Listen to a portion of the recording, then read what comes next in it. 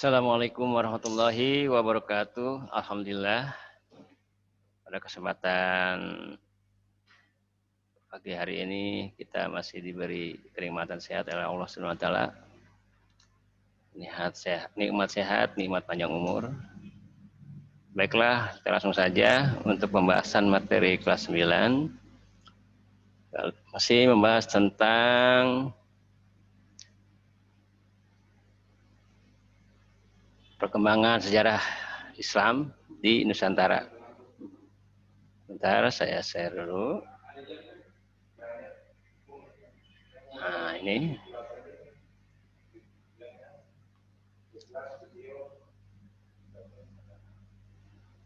Sejarah perkembangan Islam di Nusantara. Di mana kita ketahui Islam masuk melalui perdagangan dari para pedagang di Nusantara. Dulu masih Nusantara ya, belum ada negara Indonesia, masih dari kerajaan-kerajaan kecil. Nah, di sini peta wilayah perkembangannya. Di sini ada jalur-jalurnya, di sini jalur perdagangan dari Baghdad, Irak, lewat sini jalur-jalur data. Dari Gujarat. Nah, kebanyakan pedagang dari Timur Tengah, dari Gujarat terutama, terus melalui sini, Thailand, terus menggalar lalu ke Selat Malaka.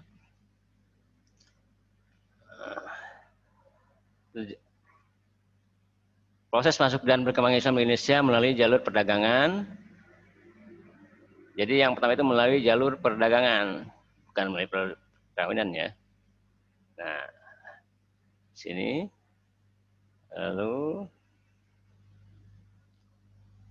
jadi sekitar abad ke-7 sampai abad ke-16 telah melibatkan pedagang-pedagang Muslim dari Arab, Persia, dan India. Melalui transportasi laut, mereka sampai ke daerah pesisir Indonesia. Sambil berdagang, mereka berdakwah baik melalui sikap mereka yang menampilkan sikap akhlakul karimah, seperti berlaku jujur, sopan, ramah, benar dalam menakar dan menimbang barang dagangan. Jadi dalam berdagang itu jujur mereka. Ini cara yang telah dicontohkan oleh Rasulullah SAW. Maupun secara lisan dengan menjelaskan ajaran-ajaran Islam secara langsung, dakwah bil lisan. Ada dakwah bil hal, ada dakwah bil ihsan, bil lisan. Terus yang kedua melalui perkawinan. Di antara pedagang-pedagang tersebut ada yang terus menetap dan mendirikan perkampungan, dan sebagian dari mereka menikah dengan wanita-wanita Indonesia sehingga proses penyebaran Islam semakin berkembang. Yang ketiga melalui pendidikan. Pendidikan pondok-pondok pesantren, contohnya para pemuda dari berbagai daerah dan kalangan masyarakat menimba ilmu agama Islam. Setelah tamat dari pondok pesantren, maka pemuda tersebut menyebarkan Islam di daerahnya masing-masing. Karena dalam pesantren itu banyak nggak pelajaran agama aja, ada bercocok tanam, berkebun, dan bertani ya. Nah, terus melalui pendidikan sudah kesenian. Islam juga disebarkan melalui kesenian, misalnya melalui pertunjukan seni gamelan, wayang kulit yang disebarkan oleh para wali Songo. Sunan Kalijaga dikenal sebagai mubalik yang mahir memainkan wayang purwa atau wayang kulit. Kesenian lainnya antara lain dengan sastra, hikayat, babat, seni bangunan, dan seni ukiran. Nah, di sini peta penyebaran Islam Indonesia. Nah, yang garis ini nih.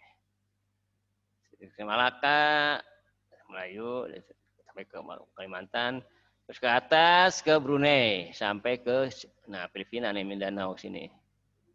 Nah, yang ke bawah itu ke Selat Sunda, Jawa. Ada yang dari Malaka, Singapura ke sini ke bawah sampai ke Gresik. Di situ ada Maulana Malik Ibrahim, Wali Songo, salah satu Wali Songo, sampai ke Ambon, Laut Banda.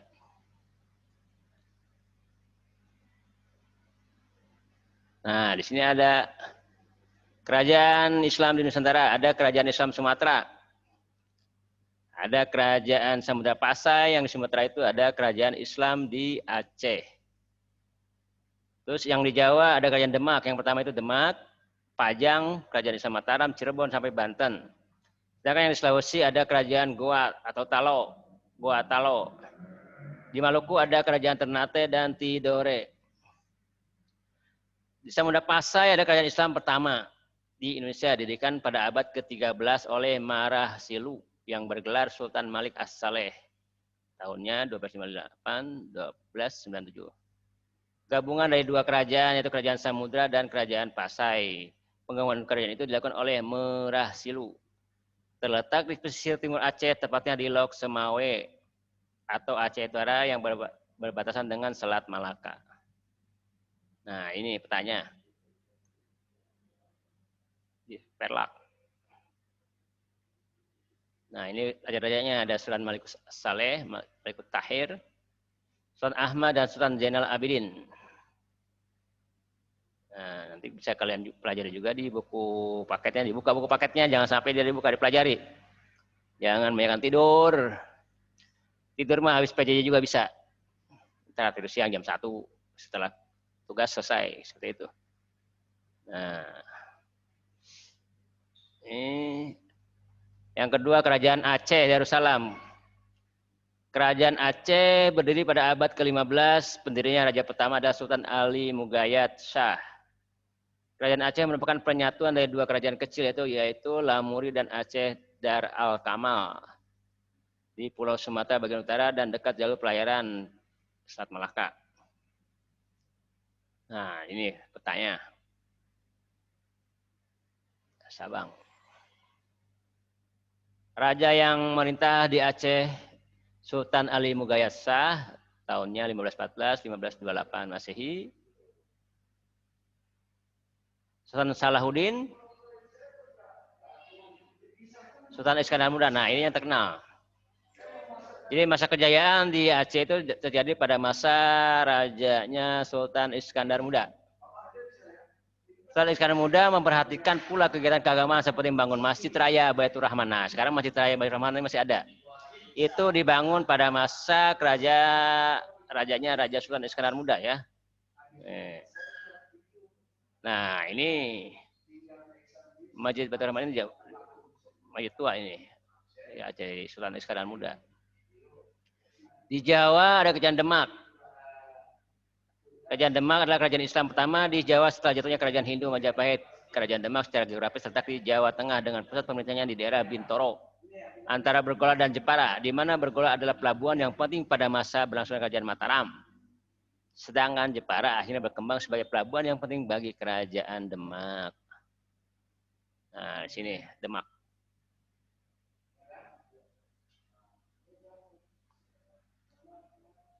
Ke Laut Jawa.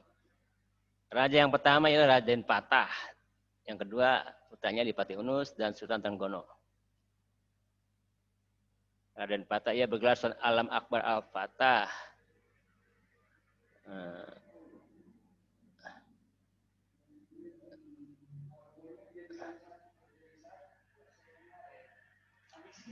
Keadaan Portugis di Malaka merupakan ancaman bagi Demak di Pulau Jawa. Maka pada tahun 1513 penyerangan terhadap Portugis di Malaka yang dipimpin oleh Adipati Unus.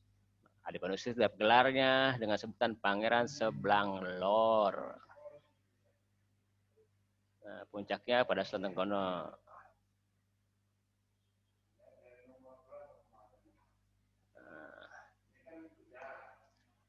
Ini Demak terus sampai Jawa Barat ya kekuasaan Demak. Sosial, ekonomi, perdagangan. Nah, ini foto Masjid Demaknya. Terus setelah Demak di Jawa itu ada Kerajaan Pajang. Rajanya pertama itu Jaka Tingkir. Jadi Jaka Tingkir itu bukan citra ini ya, citra kisah nyata itu. Dengan Sultan Adi Wijaya namanya. Setelah itu ada Kerajaan Islam Mataram.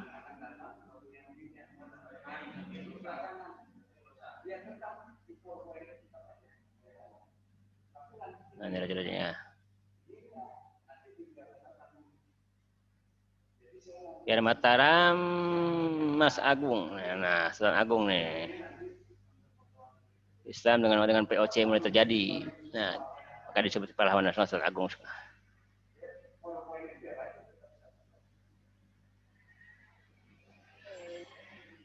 Ini salah tahunnya ini. 1947. Ini juga salah nih.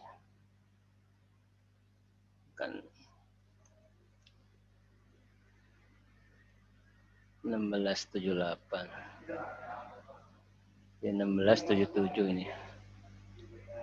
1677. Ini 1647.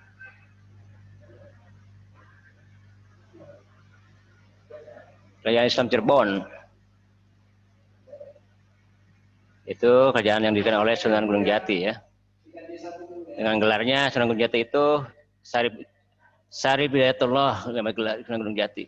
Nama aslinya itu Syarif Hidayatullah. Nah, ini raja-raja Banten.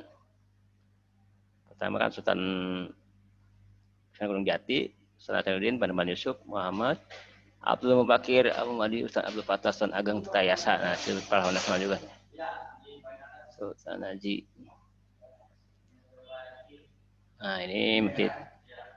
Nah, masih ada nih. Masjid Agung Banten masih ada sekarang.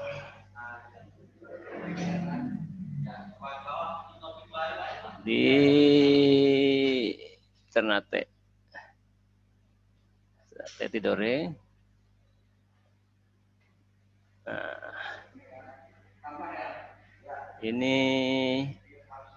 Sultan kayak salah ini. Ngarang ini salah. Nah, Raja Gua, Sultan Hasanuddin.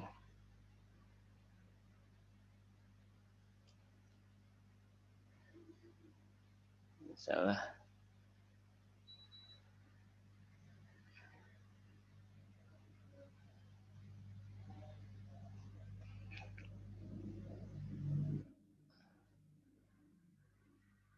Oke. Mungkin untuk pertemuan hari ini saja, yang penting intinya kalian mempelajari tentang sejarah kebudayaan Islam, terutama penyebaran Islam di negeri Nusantara ini. Jadi tolong dipelajari di buku paketnya. Apabila kalian tidak bisa memasuki Pikles, yang penting intinya di latihan soal di Pikles dikerjakan. Dan absensi kehadiran diisi, itu sangat berpengaruh terhadap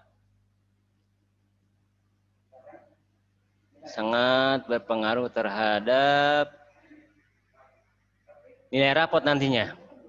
Jadi harian itu harus ikut. Kalau tidak bisa, dikabarkan atau diinfokan kepada wali kelasnya. Jangan sampai tidak ada kabar sama sekali. Nah, ini mungkin itu saja. Nanti kalian bisa ada tugasnya di